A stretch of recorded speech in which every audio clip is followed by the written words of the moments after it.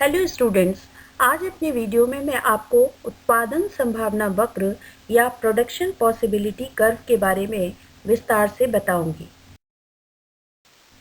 जैसा कि हम सभी जानते हैं कि अर्थव्यवस्था में उत्पादन के साधन तो सीमित हैं, लेकिन उत्पादित की जाने वाली वस्तुएं असीमित हैं। असीमित इसलिए है कि लोगों की आवश्यकताएं भी असीमित हैं, अतः हमें साधनों के वैकल्पिक उपयोगों के बीच चयन करना पड़ता है कि हम किस साधन के द्वारा कितनी वस्तु उत्पादित करें और कौन सी वस्तु उत्पादित करें। अतः वस्तुओं के उत्पादन के बहुत सारे विकल्प सामने आते हैं। उन्हें हम अर्थव्यवस्था की उत्पादन संभावनाएं कहते हैं। प्रोडक्शन पॉसिबिलिटी उन्हें कहा जाता है।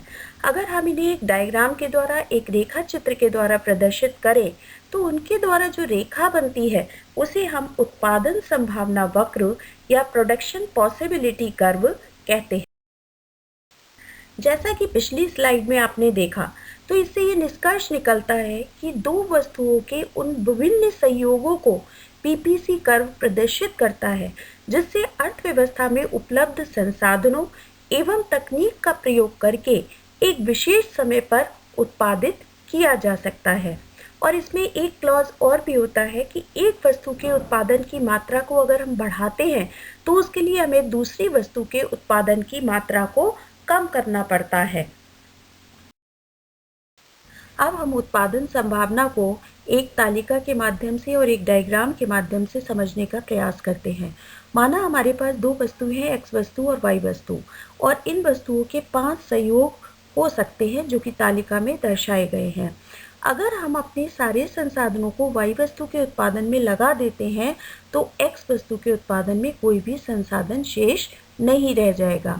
अगर हमें एक वस्तु के उत्पादन से संसाधनों को हटाकर दूसरी वस्तु के उत्पादन में लगाना है, जैसा कि बी संयोग बताता है कि हमने बी संयोग में वाई वस्तु से उत्पादन के 10 संसाधनों को हटाकर एक्स वस्तु के उत्पादन में लगा दिया, तो वाई वस्तु में जो संसाधन थे वो कम रह गए, 100 - 10 90।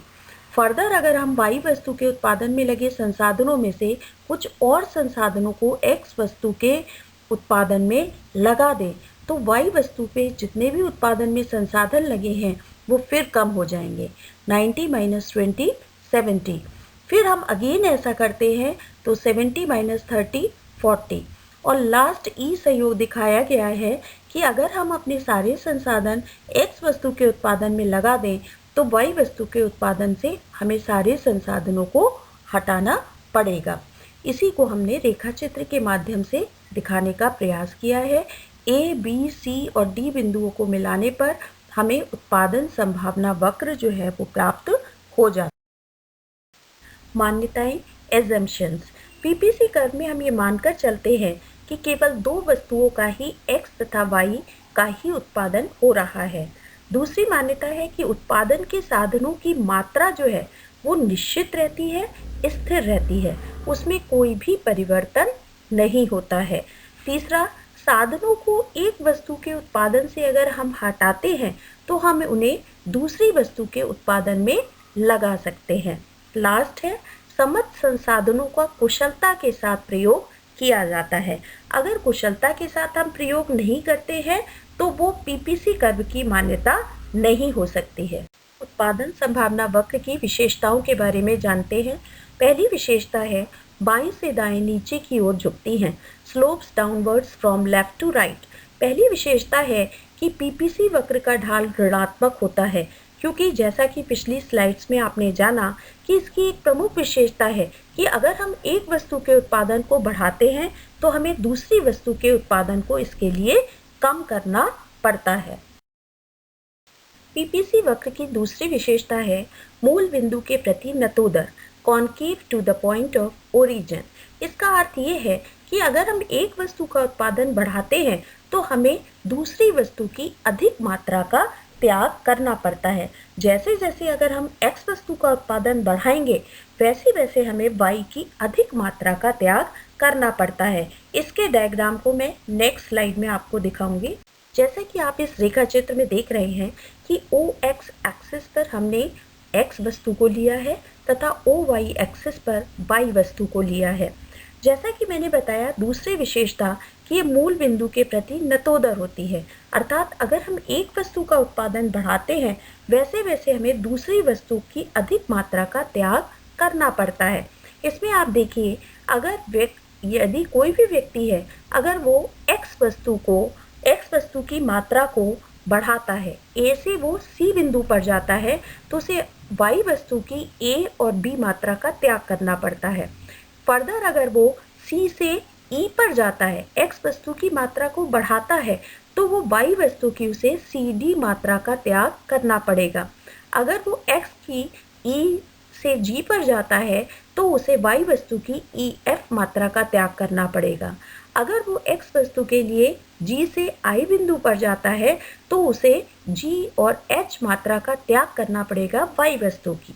तो हम इसमें देखते हैं कि जैसे ही कोई व्यक्ति X वस्तु का उत्पादन अगर हम बढ़ाएंगे, तो वैसे वैसे हमें Y वस्तु की अधिक मात्रा का त्याग करना पड़ता है। अब हम उत्पादन संभावना वक्र के लाभ के बारे में जानते हैं। Advantages of PPC. पहला यह है कि अर्थव्यवस्था के विकास में लाभदायक होता है। दूसरा यह है कि उपलब्ध संसाधनों के उचित प्रयोग में लाभदायक। हमारे पास जितने भी उपलब्ध साधन होते हैं, उनका कुशलता के साथ उचित प्रयोग पीपीसी के द्वारा ही किया जा सकता है। तीसरा है, उत्पादन प्रक्रिया में नवाचार लाने में भी लाभप्रद होता है। नई नई तकनीकों का विस्तार होता है, नए इनोवेशन किए जाते हैं। लास्ट है, प्रौद्योगिकी टेक्नोलॉजी के सुधार में भी लाभदायक। समय के हिसाब से जो टेक्नोलॉजी आज की मांग है, उसके अनुरूप पीपीसी के द्वारा प्रौद्योगिकी में भी सुधार किया जा सकता है। हर चीज़ के लाभ भी होते हैं, हानियाँ भी होती है। ऐसे ही पीपीसी की हानियाँ भी हैं। Disadvantages of PPC. फर्स्ट, इसकी प्रकृति जो है वो काल्पनिक है एवं स्थिर है। सेकंड, इसका कोई भी व्यवहारिक उपयोग नहीं है। थर्ड, मापन का कोई भी इसके विश्लेषणात्मक या एनालिटिकल कोई भी उपकरण नहीं है जिसके द्वारा हम इसको माप सकें। Thank you for watching my video. If you like my video, please share my video and subscribe my channel. Thank you.